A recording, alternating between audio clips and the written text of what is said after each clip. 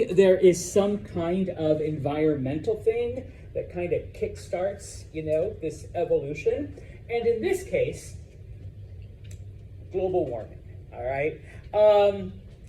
The Earth had been in an ice age, all right? And during this point in time, about 10,000 years ago, we see the end of the last ice age. And so the Earth begins to warm up.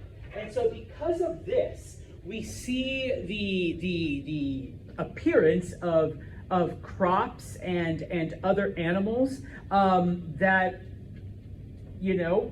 previously were killed off by the cold, but now with better temperatures, we see these other plants that can survive. And so humans begin to like I said, realize that, hey, we can actually make these things grow on purpose. It becomes a lot easier as the world's temperature changes, okay? And so, does anyone know what domestication means? Yes. Oh, sorry. He beat you. Sorry. Like making something wild into like your own. Yeah. With animals, we say that they've been tamed. All right. We do it also with plants. Obviously, we control their growth and whatnot. And so, because it doesn't just apply to animals, all right? We also domesticate plants. And so we begin to see the rise of two lifestyles. We'll look at these in a second. Okay, number one is your typical settled agriculture, okay?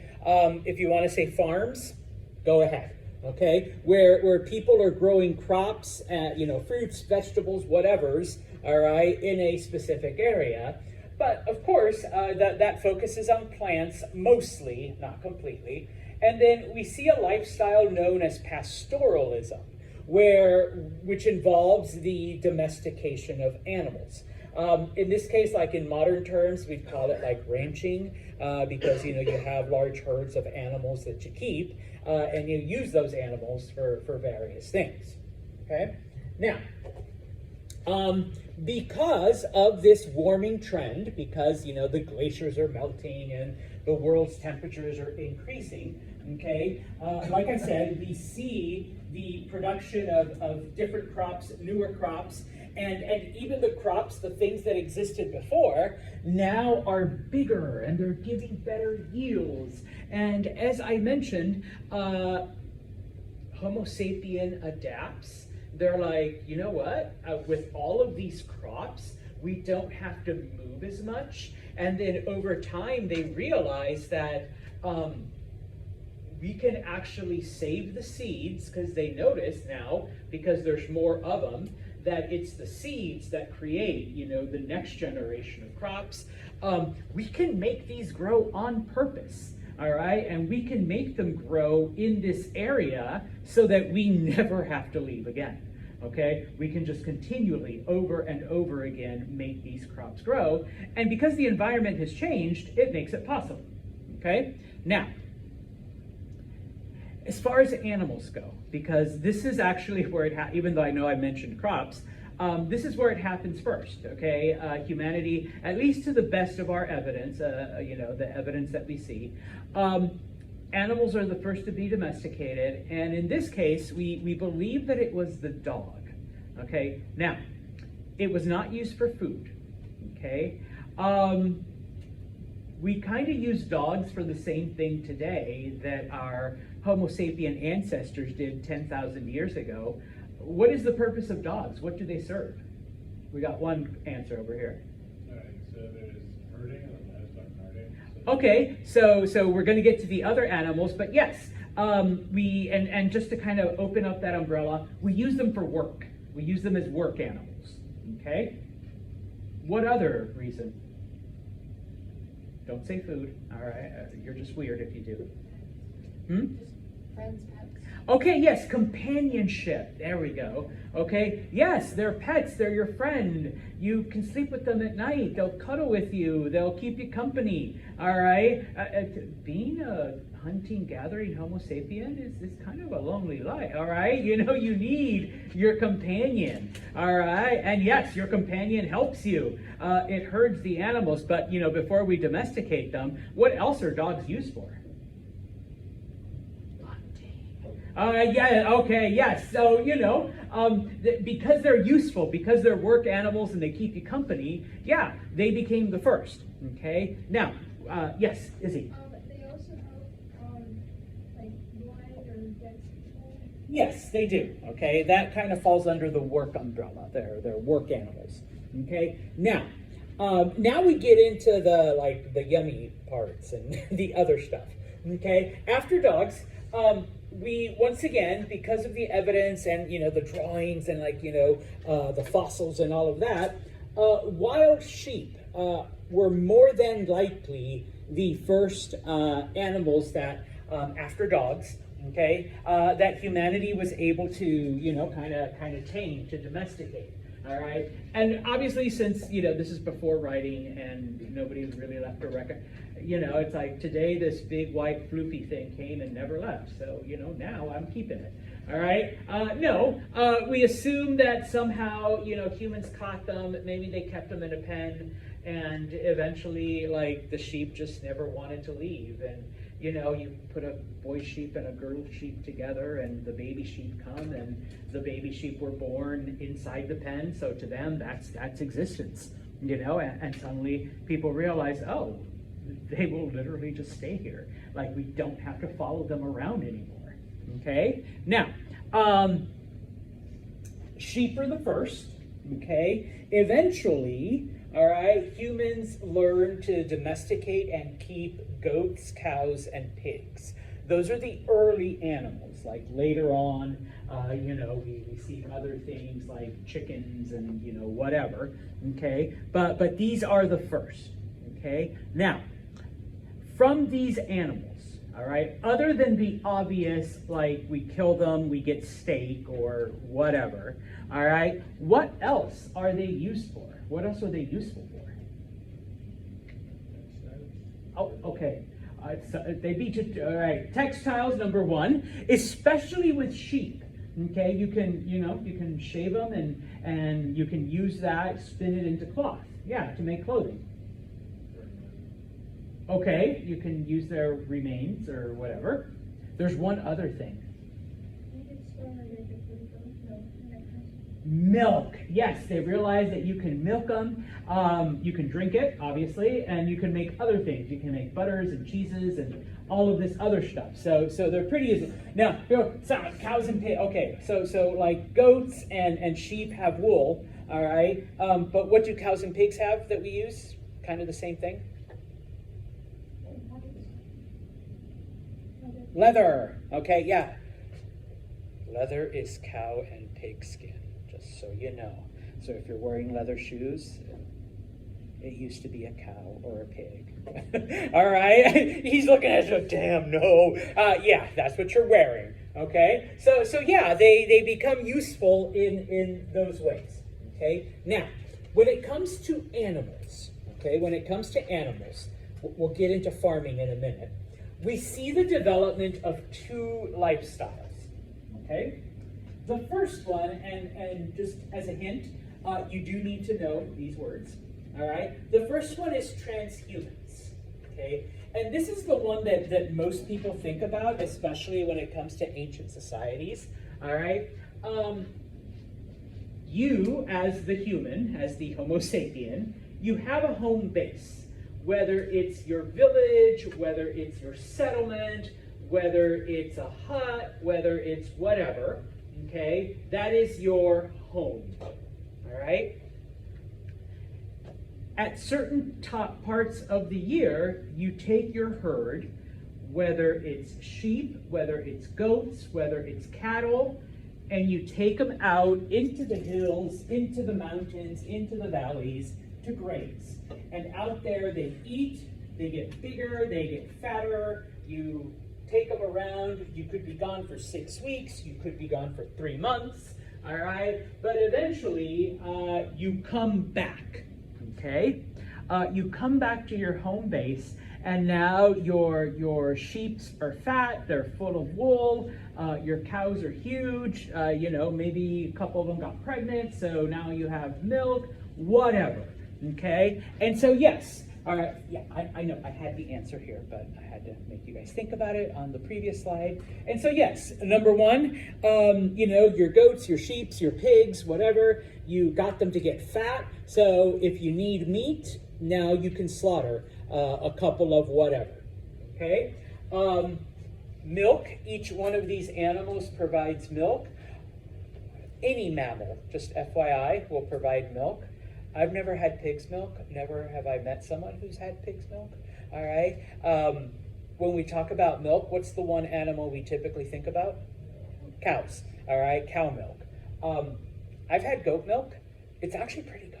Just FYI. All right. If you want to try it, I've never had sheep's milk, but I've met people who have, and they say it's also pretty good. Okay. I'm sure there's other things out there that you could milk.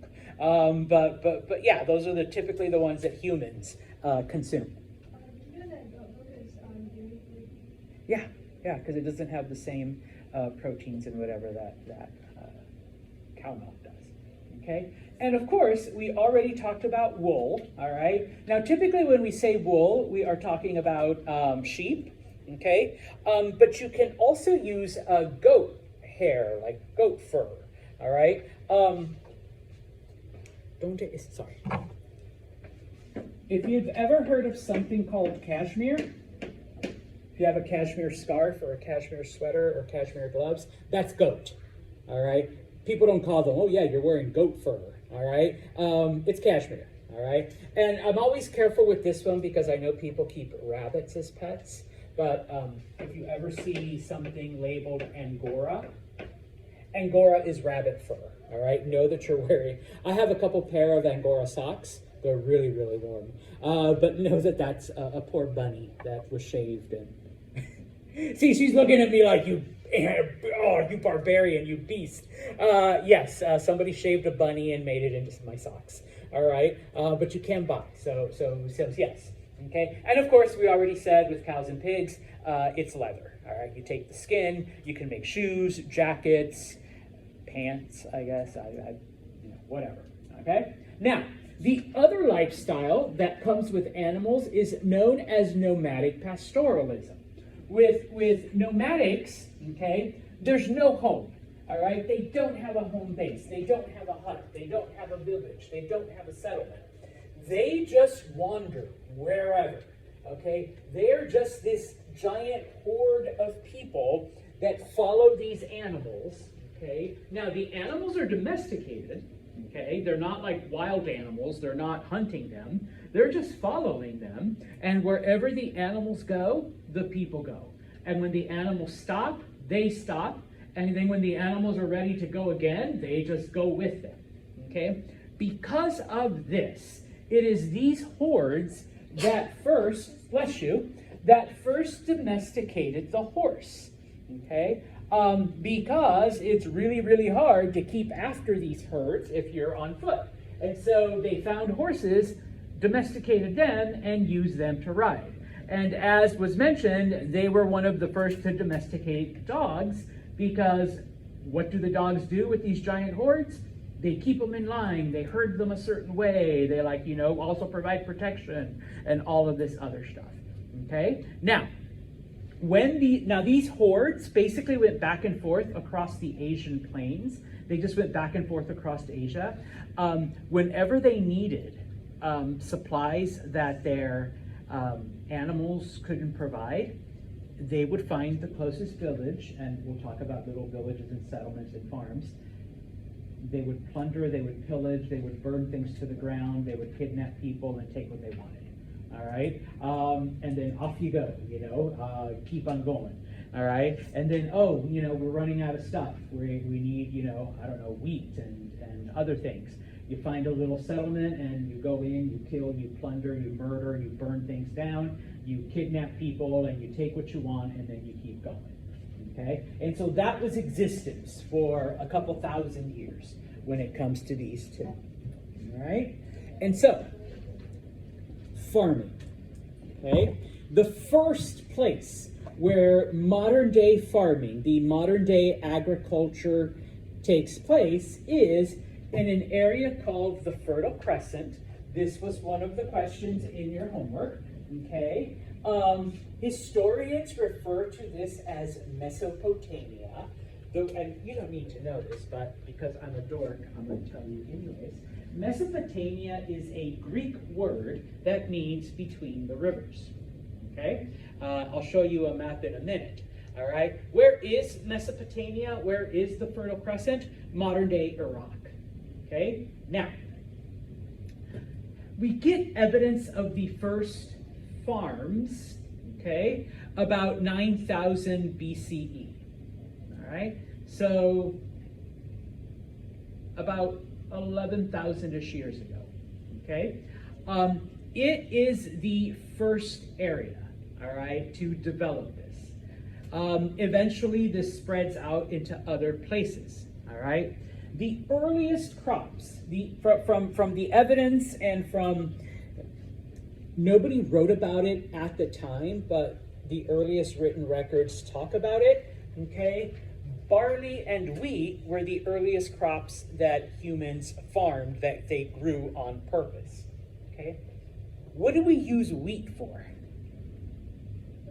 Bread, okay? So they were able to make bread.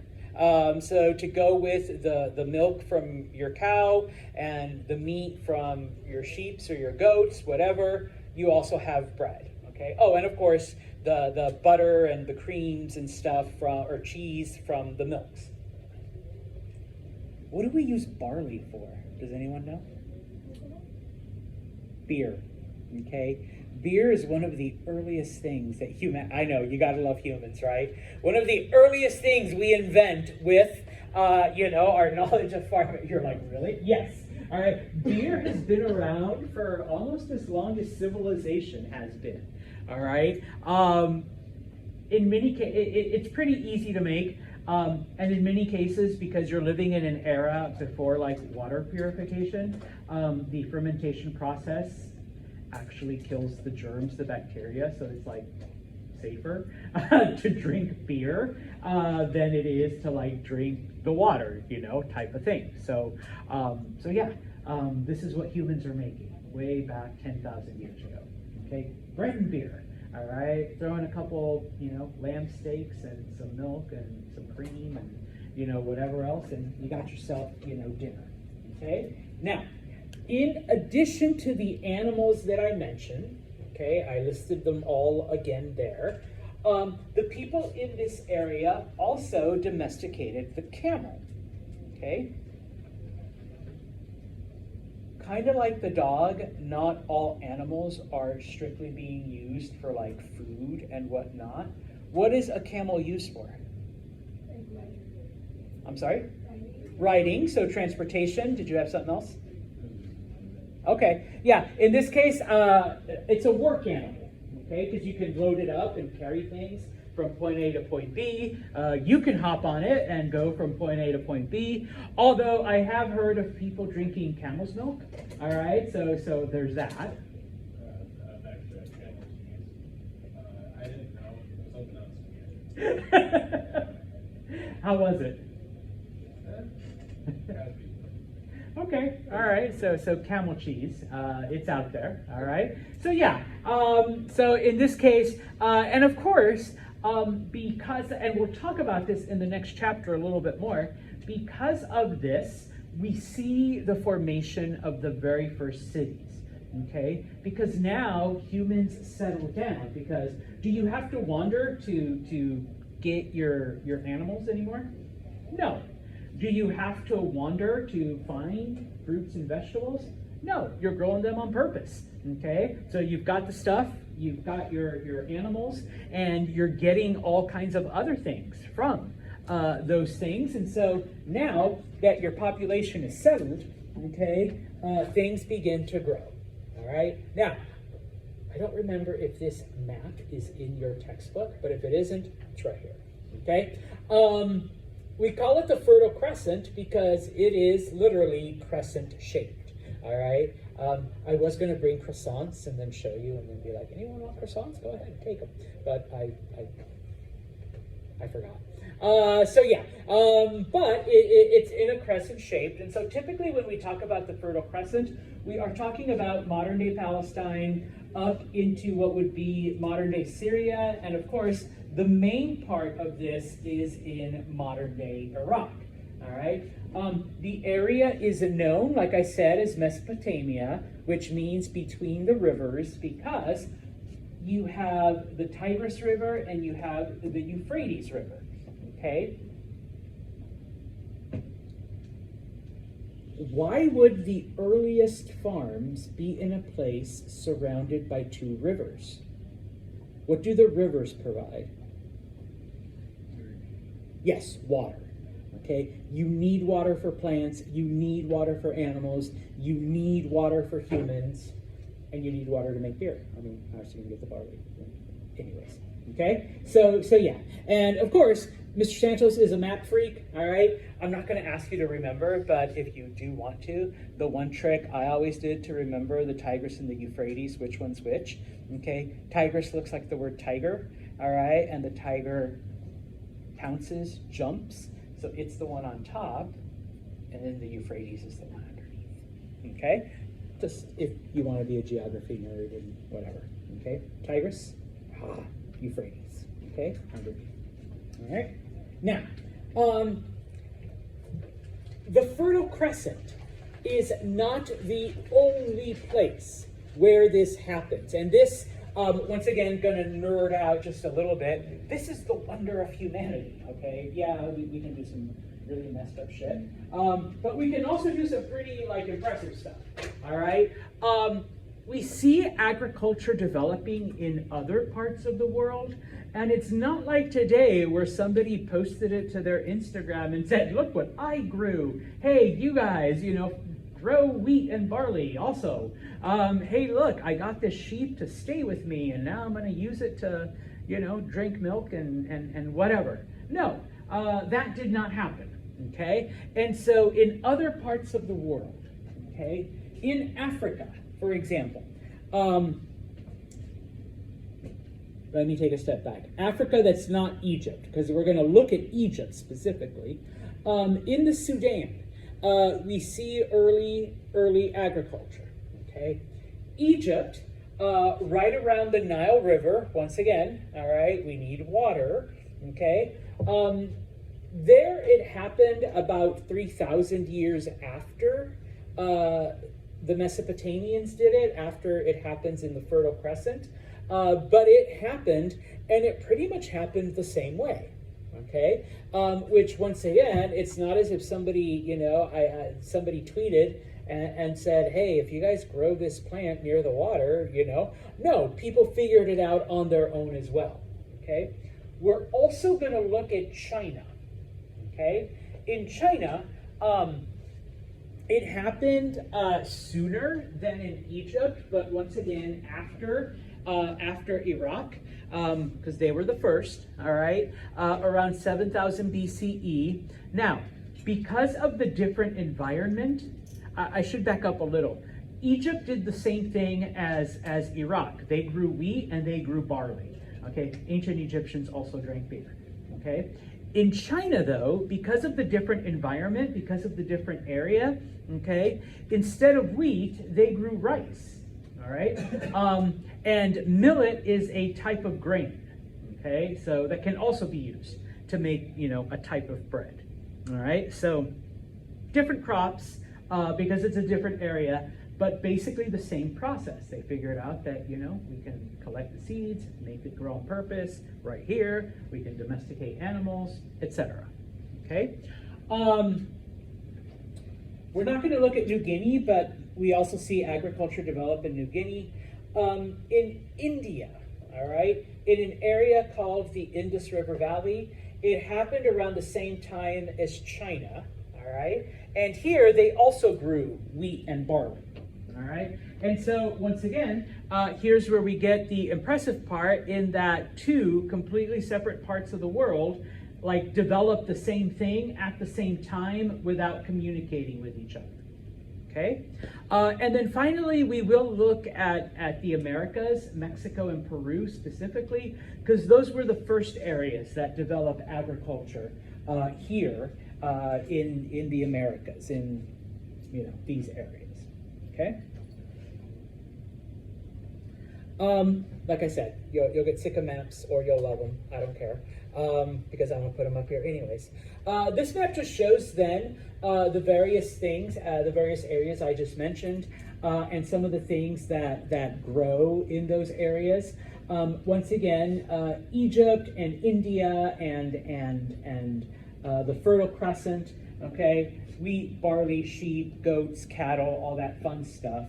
But of course, in China, I already mentioned that it was rice and millet. When it came to animals, the Chinese were the first to domesticate the chicken, if you can truly call it domesticating. I'm the victim of a rooster attack, so I don't know if you really domesticate chickens truly, but they were the first to be like, hey, this weird-looking bird animal that doesn't fly, yeah, we can keep it in cages and fry it up later.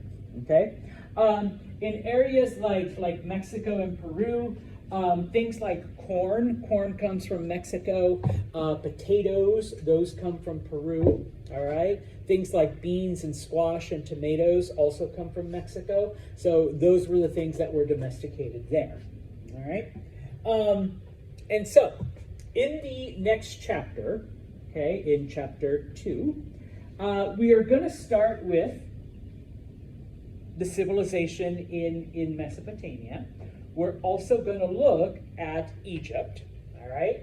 We are going to look at ancient Indian society, and we are going to look at Chinese society, all right? Now, yes, I know there's like other things going on, but those were the 4 main areas where agriculture developed first.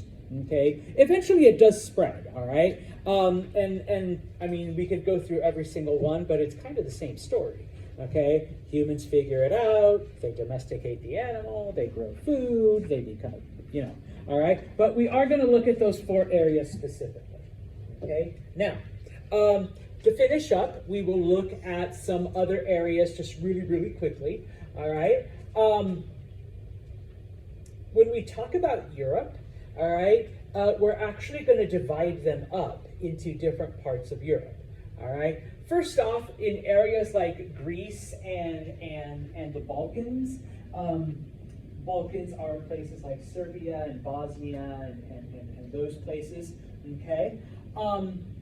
There they focused mostly on animals because not a lot of things would grow. Okay, especially in Greece, the land is very hilly, the land is very rocky, and so they focused more on goats and sheep and cattle and other animals. The wheat and barley that they did have, and this is after about 2,000 years, they bought it from Mesopotamia. All right, so we know that there was trade between the areas, okay? We'll talk about, another reason why people settled near rivers. It wasn't just the water, it wasn't just for irrigation, but what else can a river do? Fishing. Fishing, yes, but how am I gonna get from Iraq to Greece? Transportation, yeah, you just put shit on a raft and float it up. Okay, and so yes, that is how it happened. Okay, now in the rest of the Mediterranean, and we're talking about areas like to the west of Egypt, areas like Italy, some parts of southern Europe, like southern France and southern Spain. Okay, nobody left records behind, so we're guessing that it was people who were traveling. All right. And because they really didn't have like big ships back then, they probably didn't bring like these giant shipments of whatever. But, okay, they're like, dude, I see what you're doing there, all right? But you know what? If you crack open that apple and inside there are these little things, and if you plant them, and if you add some water and this and that, it'll grow. Okay, and yeah, I see you're still chasing those wild cows. If you can get one or two of them to kind of stay in one area, and you get the boy cow and the girl cow, and they got baby cows. Number one, yeah, you see that stuff coming? You can drink it. All right, yeah, I know, right? It seems gross, but trust me, it's good. And then, you know, the baby cows, they'll just stay with you, and you'll always have a source. Okay, so in this case, we see that it was the people traveling to these areas that brought these ideas and this knowledge. All right. Now, granted, in some areas they had different crops and slightly different animals, but they were able to adapt the same principles. It's like, we notice you don't have any sheep here, but those funny things with the horns, close enough. All right. And he says, okay, so I get them, and then the you know, just pull milk out of the weird thing. Yeah, pull the milk out, and you can do the meat. Oh, and by the way, you can, I know it doesn't have as much hair as a sheep, but if you shave it, you can also make clothes. All right, so those ideas spread into those parts. Okay, now, in other parts of Turkey, well, first off, in an area that today is Turkey, okay, people from here spread out and followed, okay, because a lot of the major rivers empty near Turkey, a lot of the major rivers of Europe. And so people just basically followed those rivers from what today would be Turkey. You don't need to know it for this chapter, but for the next chapter, the area was called Anatolia back then. We don't call it Turkey until about 100 years ago. All right, but Anatolia, and from there they follow, you know, into the rest of Europe. Now, in this case, we're talking about now Central and Northern Europe. Okay, it is way different from Southern Europe. It is way different from Egypt or Iraq. All right, and so people get there, and Europe is much colder.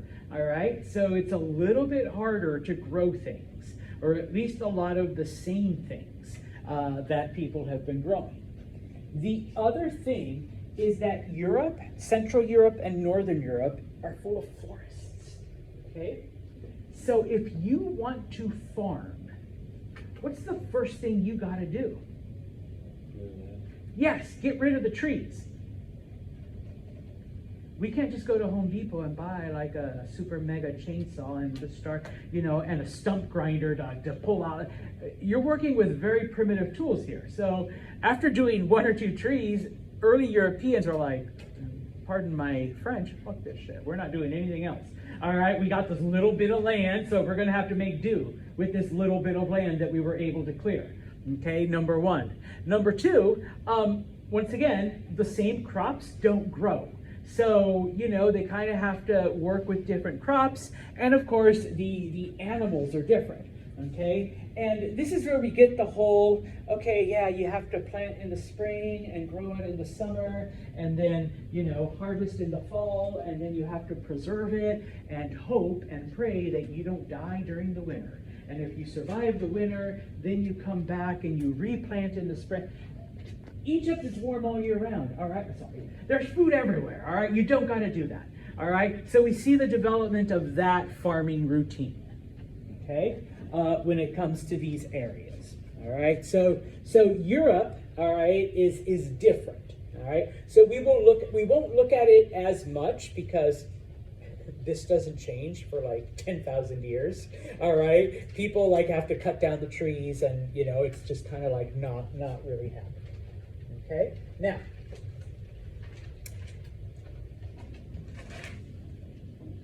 why is agriculture so important? And we will, I will kind of stop with this, okay? With farming, there is a surplus of food, all right? When there's a lot of food, fewer people starve, number one, okay? And so for hundreds of thousands of years, Homo sapiens remain small little groups. Not just because out of necessity, but because there wasn't enough food, all right? People starved to death, all right? Well, you do not have to worry about that anymore. So when you don't have to worry about starving, less people die, more people reach adulthood, and so in adulthood, more people have more babies. And then those more babies grow up, and those more babies have more babies. And then those more babies grow up, and those, and so the population increases like, whereas for hundreds of thousands of years, humanity only increased a little, suddenly, boom, all right, with agriculture, okay? Now, there is so much food, okay, that the people that are really bad at farming don't have to be farmers, okay? And I'm gonna point out Maddie here because I remember her name. Maddie is a really, really bad farmer, all right? She kills cacti, all right, literally, all right? And so, because there is more than enough food for her to eat, okay, Maddie can focus on other things. And so it turns out that Maddie is a really, really good basket maker, okay? She figures out how to take, plants and reeds and other stuff and kind of knit them together. And so now we have Katie the apple farmer, all right? And Katie says, you know what? I don't have to carry shit in my arms anymore. I can just use this basket thing that Maddie invented, and I can carry things in that. So, hey, can you give me 10 of your baskets and I will give you free apples for the next 2 months, type of thing. And so now they begin to exchange, all right? And I am sorry, Nevaeh, also a really bad farmer, okay? But it turns out she's a pretty good carpenter, all right? And, I can only carry 2 baskets at a time type of thing, but she is able to make a very simple and primitive wagon. We'll see that the wheel is invented in Mesopotamia, all right? And she's like, well, why don't we just put like 3 or 4 or 5 or 10 baskets on this little wagon that I know how to make because I'm awesome with wood, and just give me food, Santos, and, I'll give you wagons. And so suddenly now we have that, all right? And so we begin to see then those people that don't grow food are able to are able to pursue other things, okay? And so now we begin to see then artisans, people that make things, people that make wagons, people that make baskets, okay? For the people that can't do that, and I'm sorry, dude, you're like pretty ripped, all right? Quinn, all right? Quinn can't grow stuff, and he also can't make things, but he is buff, all right? So, hey, we'll get the spear maker, which is him, because he learned how to make spears. We'll give you like 3 of them, and you just protect us from the wild animals and the weirdos that, all the creepy people that come into our village. He's like, I gotcha, yeah, come on, start killing. And then we got another big guy over there, and yeah, you're okay. So, so now we get a warrior class, okay, type of thing. Oh gosh, I'm not a very religious person, so I would definitely make fun of religion. The people that don't know how to do shit, it's like, hey, the gods just talked to me, and they said, first you got to give me all your stuff, 10%, and then they will bless you. Okay? So yes, we begin to get all of this, and we see then what becomes, okay, a complex society. Because eventually, we need rules, all right? We need someone to make the rules. We need someone to enforce the rules, okay? We need people to plan things out, all right? We need people to actually do the labor. Oh, and we can't forget y'all in the back that are still growing the food, the ones that actually knew how to grow stuff and provide food for everyone, okay? And so from this, and it happens within a span of about 2,000 years. So once again, for hundreds of thousands of years, humanity has lived in the same hunter-gatherer primitive state. Now suddenly, we go from these little villages to towns to cities, and we begin to see the earliest of these complex societies. All right, and so yeah, humanity just blossoms from that point. All right. Now, before I